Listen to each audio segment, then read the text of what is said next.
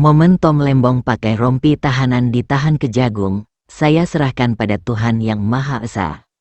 Menteri Perdagangan, Mendak, tahun-tahun 2015 sampai tahun 2016, Thomas Trikasih Lembong atau Tom Lembong ditetapkan menjadi tersangka korupsi impor gula oleh Kejaksaan Agung, Kejagung, pada Selasa, tanggal 29 Oktober tahun 2024.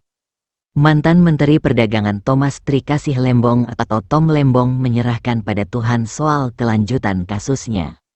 Semua saya serahkan pada Tuhan Yang Maha Esa, ucap Tom Lembong singkat di kantor Kejagung, Kebayoran Baru, Jakarta Selatan, Selasa, tanggal 29 Oktober tahun 2024, malam.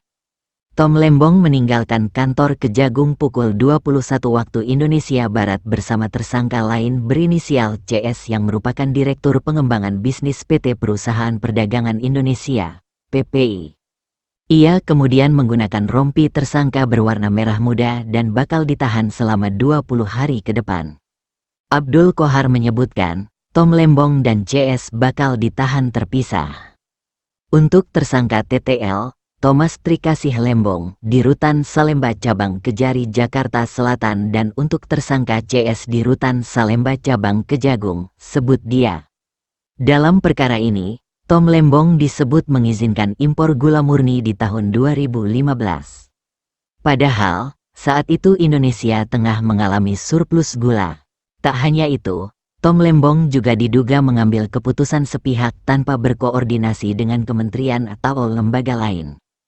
Keputusannya pun tidak disertai dengan rekomendasi dari Kementerian Perindustrian soal status stok gula dalam negeri. Duduk perkara, Tom Lembong beri izin perusahaan swasta impor gula, padahal dilarang sebelumnya.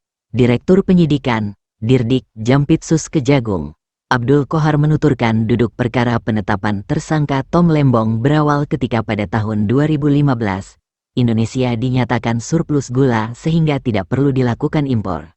Namun, Qohar mengatakan Tom Lembong yang saat itu menjabat sebagai Mendak justru tetap mengizinkan adanya impor gula ke PT AP.